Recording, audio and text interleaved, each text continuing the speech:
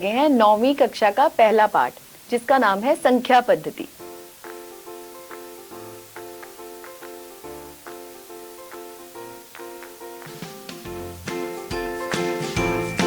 लेकिन उसे शुरू करने से पहले हम कुछ गणितज्ञों के बारे में जान लेते हैं, जिनमें सबसे पहले हैं पाइथागोरस। आपने सुना है ना उनका नाम। लगभग 400 ईसा पूर्व, 400 वर्ष ईसा पूर्व क्या हुआ, उन्होंने यह बताया कि जो वर्गमूल 2 है वो असल में एक अपरिमेय संख्या है, क्योंकि उसे p बटा q के रूप में नहीं लिखा जा सकता।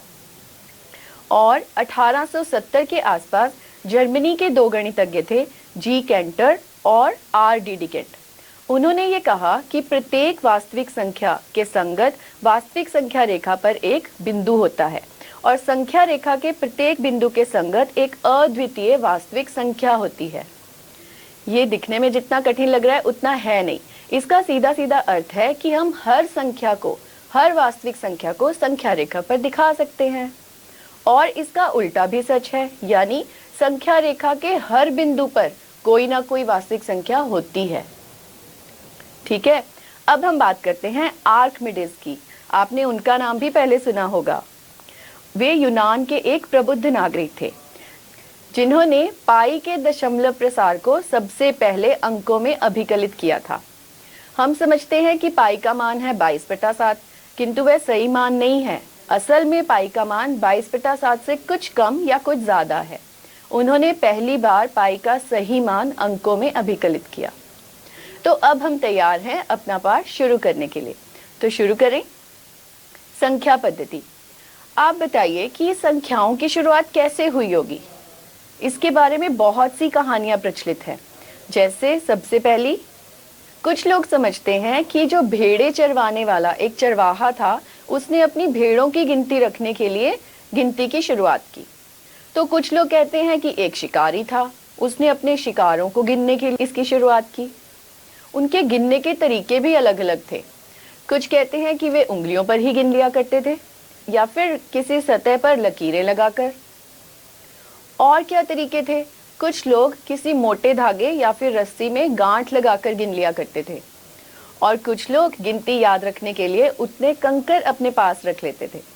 है ना मजेदार तरीके। लेकिन जब लिपि की शुरुआत हुई तो उन्होंने इसके लिए भिन्न भिन्न चिन्ह का प्रयोग करना शुरू कर दिया, और वही चिन्हों के रूप बदल बदल कर आज की जो संख्या पद्धति है हमें वो प्राप्त हुई। आप उसे तो पहचानते ही हैं, 1 2 3 4। तो चलिए शुरू करते हैं। ये शुरू होती है प्राकृत संख्याओं से। प्रकृति ने हमें क्या क्या दिया? प्रकृति को देखें तो वहां है पेड़ पौधे, फूल पत्ते, पशु पक्षी और चांद और सितारे। अगर इनमें से किसी को गिनने की कोशिश करें तो कहां से शुरू करेंगे? 1 से। 1 में एक और जोड़ेंगे तो 2 में एक और जोड़कर 3, और 3 में एक और जोड़कर 4। इस प्रकार एक एक जोड़कर हमें उससे अगेतर संख्याएं मिलती रहती हैं। तो मान लो कि आप कोई बड़ी से बड़ी संख्या सोचो। ये जो सारी संख्याएं हैं ये कितनी दूर तक जा सकती हैं? 100, 1000, लाख, करोड़, कितनी दूर? कोई भी बड़ी से बड़ी संख्या जिसे आप समझते हैं, जिससे ऊपर कोई संख्या नहीं है, उसे अपने दिमाग में सोच लीजिए। अब यदि मैं उसमें एक और जोड़कर उसकी अगेतर संख्या बना दूं तो मेरी संख्या आपकी संख्या से बड़ी हो गई, है ना? तो इससे हमें पता चलता है कि संख्याओं का कोई अंत नहीं है, और कोई ऐसी संख्या नहीं है जिसे हम कह सके कि यह सबसे बड़ी है। उसमें एक और जोड़कर उसकी अगेतर संख्या बनाई जा सकती है। तो इसलिए हम प्राकृतिक संख्याओं को लिखते हैं 1 से, शुरू करते हैं और ये जाती हैं अनंत तक, कभी समाप्त नहीं होती। तो इसलिए हम इसे इस चिन्ह से दर्शाते हैं। उसके बाद आती हैं पूर्ण संख्याएं।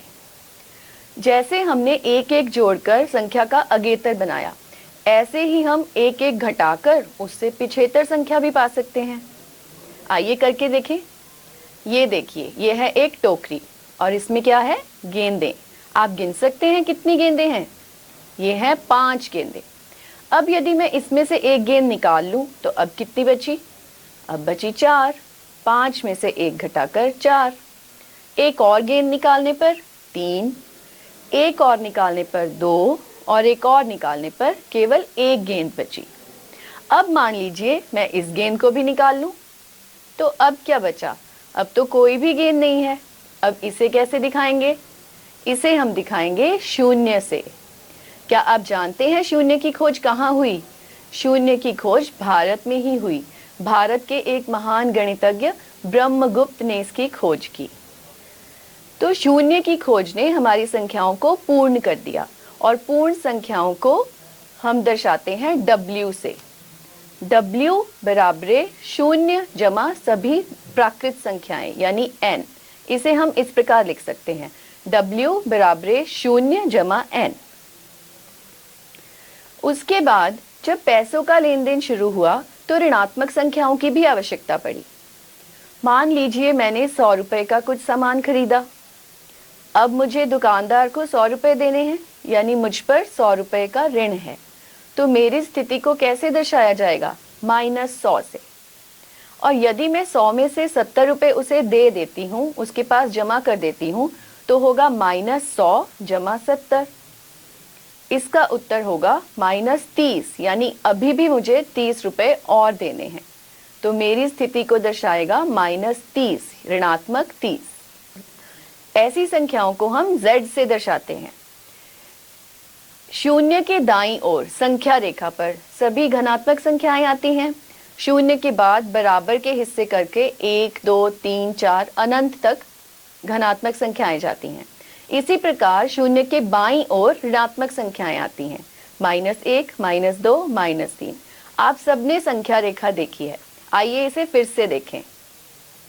बिल्कुल बीच में है शून्य, दाईं ओर के हिस्सों पर लिखा गया है 1, 2, 3, 4, 5 और बाईं ओर लिखा गया है -1, -2, -3, -4, -5। और आपने इसके दोनों तरफ तीर का निशान भी देखा। यह दर्शाता है कि संख्या रेखा को दोनों तरफ अनंत तक बढ़ाया जा सकता है, यानी इस पर अनंत संख्याएं निरूपित की जा सकती हैं। तो इन सब संख्याओं को मिलकर बनते हैं हमारे पूर्णांक। तो पूर्णांक बराबर है सभी ऋणात्मक संख्याएं और सभी पूर्ण संख्याएं। संख्या रेखा के दो बिंदुओं जैसे 0 और 1 या 2, क्या इनके बीच में भी कुछ संख्याएं हैं? उन्हें हम दर्शाते हैं भिन्न से। मान लीजिए हमने किसी चीज का पूरा प्रयोग नहीं किया, उसका आधा ही प्रयोग में लाए। जैसे आजकल फलों का मौसम है, खरबूजा और तरबूज सभी बच्चे खा रहे हैं। मान लीजिए 2 भाई थे, एक तरबूज लिया। अब वो पूरा तरबूज तो नहीं खाएंगे, उन्होंने तरबूज के 2 बराबर हिस्से किए। तो जितने हिस्से किए उसे हम लिखेंगे हर में, और एक बच्चे ने एक हिस्सा खाया तो उसे हम लिखेंगे अंश में। तो हमारा भिन्न हो गया 1/2, यानी 2 भागों में से 1 भाग। क्या इसे संख्या रेखा पर दर्शाया जा सकता है? आधा, तो ये 0 और 1 के बीच जो बिल्कुल मध्य बिंदु होगा उस पर हम 1/2 लिख सकते हैं। किंतु मान लीजिए कुछ और है, जैसे 1/3। तरबूज के 3 हिस्से किए गए और उसमें से 1 मिला, या तरबूज के 4 हिस्से किए गए और उसमें से 1 लिया, तो होगा 1/4। एक और रूप देखिए, 1/2 या फिर तरबूज के 4 हिस्से करने पर मैंने उसमें से 2 हिस्से ले लिए, तो उसे हम कैसे दिखाएंगे? 2/4। अगर आप ध्यान से देखेंगे तो पाएंगे कि 1/2 और 2/4 ये एक ही चीज को दर्शा रहा है। दोनों का अर्थ है आधा तरबूज। यदि मैं कुछ और रूपों में लिखना चाहूं, जैसे 4/8, वो भी यही बात है, 8/16 या 16/32, ये सब भिन्न हैं।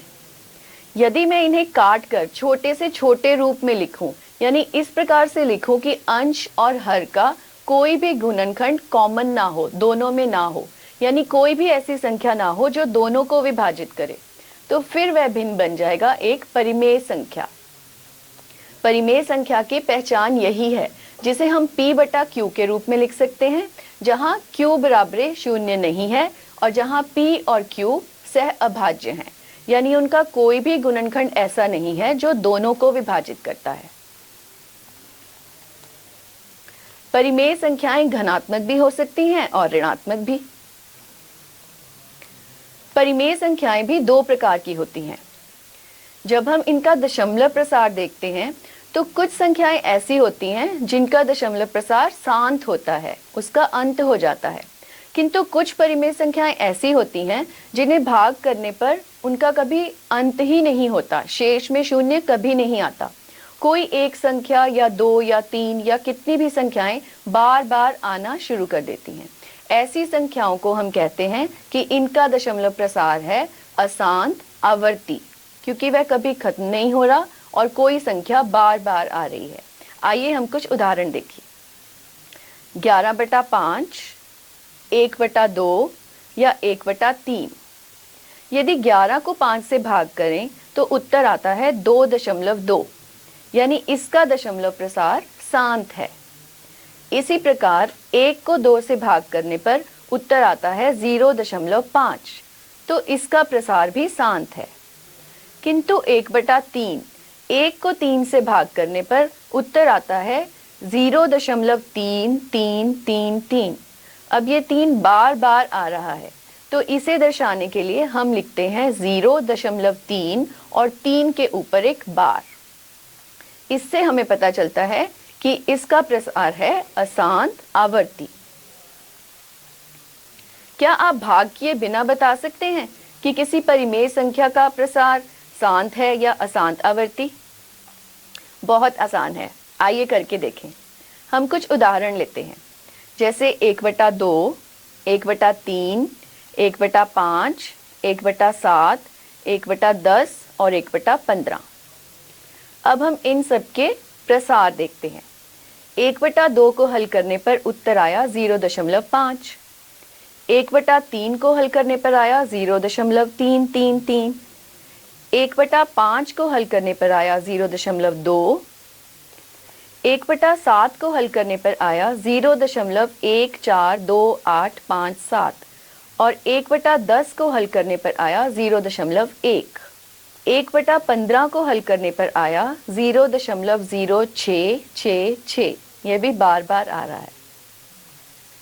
तो इस प्रकार हमने देखा कि 1/2, 1/5 और 1/10 इनके दशमलव प्रसार शांत हैं और 1/3, 1/7 और 1/15 इनके दशमलव प्रसार अशांत आवर्ती हैं।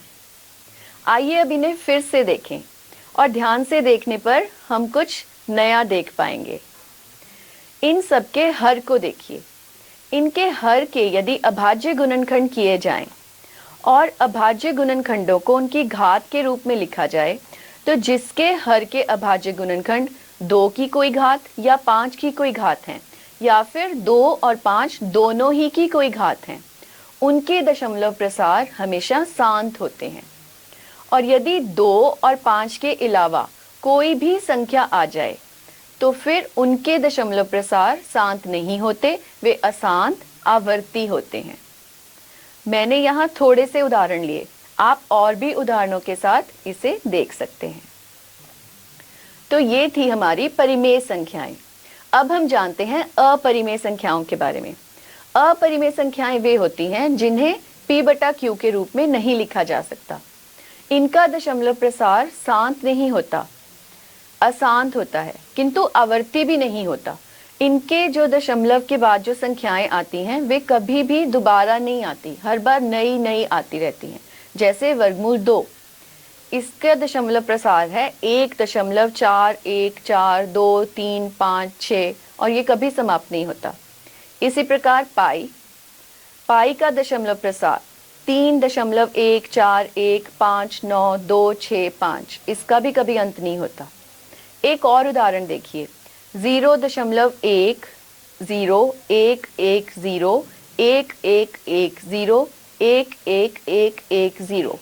इसे देखकर ऐसे लगता है जैसे ये बार बार आ रहा है, लेकिन ऐसा नहीं है, क्योंकि एक की संख्याएं बदलती जा रही है। पहले 1 बार, फिर 2 बार, फिर 3 बार।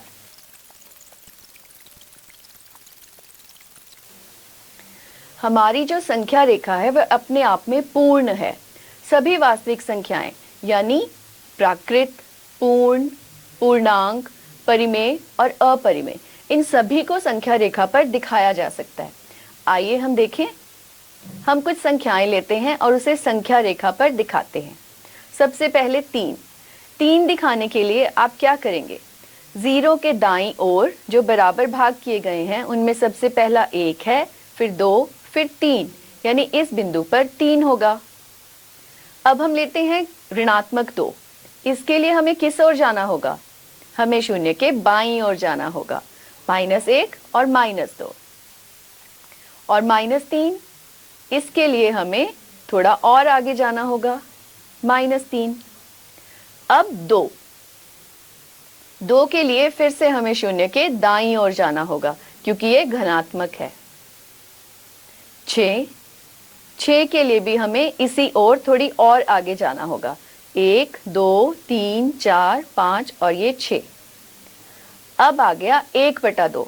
इसे कैसे दिखाएंगे?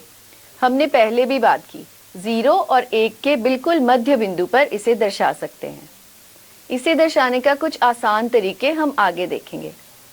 उसके बाद आ गया वर्गमूल 2, जो कि एक अपरिमेय संख्या है। इसे कैसे दर्शाएं? आइए इसे दर्शाने की विधि जानते हैं। तो आइए हम देखते हैं कि वर्गमूल 2 को संख्या रेखा पर कैसे दर्शा सकते हैं। लेकिन यह जानने से पहले हमें पाइथागोरस प्रमेय के बारे में पता होना चाहिए। आप जानते हैं इसके बारे में? आपने पिछली कक्षाओं में भी किया होगा। इसके लिए हमें चाहिए होता है एक समकोण त्रिभुज। यदि समकोण त्रिभुज का बेस b है और उसका जो लंब है वो a है, तो पाइथागोरस थ्योरम ये कहती है कि a² जमा b² बराबर उसके कर्ण का स्क्वायर होगा, यानी c का स्क्वायर। ये सब आप जानते हैं ना? यदि जानते हैं तो हम इसे करने के लिए तैयार हैं। तो आइए शुरू करते हैं। इसके लिए सबसे पहले हम लेंगे एक संख्या रेखा। संख्या रेखा पर सबसे बीच में है 0, फिर दाईं ओर है 1, 2, 3, 4 और बाईं ओर है -1, -2, -3, -4। 0 को O मान लेते हैं और 1 को A मानते हैं। अब 0 से A की दूरी OA, इस दूरी के बराबर एक लंब हमें A पर बनाना है, यानी A पर हमें एक 90 डिग्री का कोण बनाना है जिसकी लंबाई OA के बराबर होनी चाहिए। ये करना बहुत ही आसान है, हम प्रकार की मदद से कर सकते हैं। प्रकार को OA की लंबाई के बराबर खोलें और इस बनाए गए लंब पर A से रखकर एक चाप लगा दें जो कि उसे एक बिंदु पर काटेगी। इस बिंदु का नाम हम दे देते हैं B। तो अब OA की लंबाई AB के बराबर है। अब यदि हम OB को मिला दें तो हम पाएंगे कि हमें एक समकोण त्रिभुज मिल गया है। इस समकोण त्रिभुज में OA आधार है, AB उसका लंब है और OB है उसका कर्ण, यानी OB² बराबर होगा OA² जमा AB²। क्योंकि OA की लंबाई भी 1 है और AB की लंबाई भी 1 है, तो 1² जमा 1² बराबर कर्ण का स्क्वायर, यानी 1 जमा 1 बराबर कर्ण का स्क्वायर, यानी कर्ण बराबर वर्गमूल 2। तो यहाँ से हमें पता चलता है कि OB की लंबाई वर्गमूल 2 है। यदि इस लंबाई को हम संख्या रेखा पर दिखाना चाहें तो उसके लिए हम प्रकार को OB जितना खोल लेंगे और O पर रखकर उतनी चाप संख्या रेखा पर लगाएंगे। मान लीजिए कि इस चाप ने संख्या रेखा को C पर काटा, तो OC लंबाई वर्गमूल 2 है। तो हमने पाया C बिंदु जो कि वर्गमूल 2 के बराबर है। इसी प्रकार हम वर्गमूल 3 को भी संख्या रेखा पर दिखा सकते हैं। आइए देखें कैसे। उसके लिए इसी चित्र में हम OB को आधार मान लेंगे और अब एक लंब गिराएंगे B पर, मतलब 90 डिग्री का कोण B पर बनाएंगे। अब इस 90 डिग्री के कोण की लंबाई को भी एक ही इकाई रखेंगे तो हमें एक बिंदु प्राप्त होता है D। OD को मिलाने पर पाएंगे कि हमें एक और समकोण त्रिभुज मिला है OBD। और हम ये भी देखेंगे कि जो OD की लंबाई है वह होगी OB² जमा डी स्क्वायर के बराबर। OB स्क्वायर यानी वर्गमूल 2 का स्क्वायर, DB स्क्वायर यानी 1 का स्क्वायर बराबरे OD यानी कर्ण का स्क्वायर। तो वर्गमूल 2 का स्क्वायर यानी 2, 1 का स्क्वायर यानी 1 बराबरे कर्ण का स्क्वायर।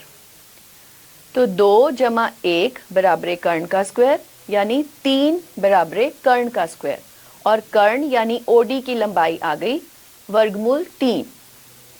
अब OD के बराबर प्रकार को खोलकर हम उतनी ही चाप संख्या रेखा पर लगा सकते हैं, जिससे हमें एक और बिंदु प्राप्त हुआ। मान लीजिए उसका नाम हमने रखा E। तो अब OE बराबरे है वर्गमूल 3। इसी प्रकार आप वर्गमूल 4, वर्गमूल 5, वर्गमूल 6 आदि को भी संख्या रेखा पर दिखा सकते हैं। क्या परिमेय संख्याओं को कुछ आसान तरीकों से संख्या रेखा पर दिखाया जा सकता है? हाँ, आइए देखें कैसे। यदि हम परिमेय संख्याओं को भाग करके दशमलव रूप में लिख लें, तो संख्या रेखा को ध्यान से देखने पर पाएंगे कि दो बिंदुओं के जो बीच की दूरी है उसके भी कुछ छोटे छोटे भाग किए गए होते हैं। 1 और 2 के बीच के हिस्से के भी 10 बराबर भाग किए गए हैं, जिसे हम यूं दिखा सकते हैं 1.1, 1.2, 1.3, 1.4 आदि। तो क्या हम परिमेय संख्याओं को भी संख्या रेखा पर दिखा सकते हैं? जी हाँ, दिखा सकते हैं। आइए देखें कैसे। मान लीजिए कि हमारे पास एक संख्या है 2.25। हमने परिमेय संख्या को भाग करके उसका दशमलव प्रसार जाना, जो था 2.25। अब इसे संख्या रेखा पर दिखाना बहुत आसान है। देखिए, 2 और 3 के बीच के हिस्से को जब हम बड़ा करके देखेंगे तो हम पाएंगे कि उसके भी 10 बराबर हिस्से किए गए हैं। उन्हें हम मान सकते हैं 2.1, 2.2, 2.3, 2.4 आदि। हमें निरूपित करना है 2.25 को, तो हम 2.2 और 2.3 इसके बीच की दूरी को भी थोड़ा और बड़ा करके देखेंगे तो हम पाएंगे कि उसको भी 10 बराबर हिस्सों में बांटा गया है, जो दर्शाता है 2.21, 2.22, 2.23 आदि। तो इसमें से हम जाएंगे 2.25 तक, और यही हमारी उस परिमेय संख्या को दर्शाता है। अब देखते हैं एक और संख्या। मान लीजिए हमारी संख्या का दशमलव प्रसार है 5.378। तो अब हम जाएंगे 5 और 6 के बीच की दूरी पर। इसे बड़ा करके देखने पर हम पाएंगे 5.1, 5.2, 5.3 आदि। 5.3 और 5.4 को बड़ा करने पर उसके बीच के 10 भाग दिखाई देंगे। 5.31, 5.32, 5.33। हमें चाहिए 5.37। तो 5.37 और 5.38 इनके बीच की दूरी को भी फिर से बड़ा करने पर 10 और भाग मिलेंगे। 5.371, 5.372 आदि। तो हमारा बिंदु होगा 5.378। इस प्रकार से आप भी अन्य उदाहरणों के साथ इसे अपने आप करके देख सकते हैं। तो बच्चों, आज हमने की वास्तविक संख्याएं, जिनमें थी प्राकृत संख्याएं जिन्हें हम n से दर्शाते हैं, जो 1 से शुरू होती हैं और अनंत तक जाती हैं। फिर हमने की पूर्ण संख्याएं, जो 0 से शुरू होकर अनंत तक जाती हैं। फिर पूर्णांक, जिसमें ऋणात्मक संख्याएं भी आती हैं। उसके बाद परिमेय संख्याएं, जो ऋणात्मक भी हो सकती हैं और धनात्मक भी। इन्हें हम भिन्न के रूप में जानते हैं। उसके बाद हमने की अपरिमेय संख्याएं, जैसे वर्गमूल 2, वर्गमूल 3 और पाई। अब थोड़े से प्रश्नों के उत्तर दीजिए। किन्हीं दो परिमेय संख्याओं के बीच डैश परिमेय संख्याएं होती हैं? 1, 2, कोई नहीं, या अनंत? अनंत होती हैं। हमने जाना कि संख्या रेखा पर अनंत संख्याएं हैं। पाई एक डैश संख्या है, प्राकृत, अपरिमेय, परिमेय या पूर्ण? पाई एक अपरिमेय संख्या है। तो बच्चों, ये था हमारा पाठ संख्या पद्धति। आप अपने घर में पढ़ते रहिए, खुश रहिए और स्वस्थ रहिए। धन्यवाद।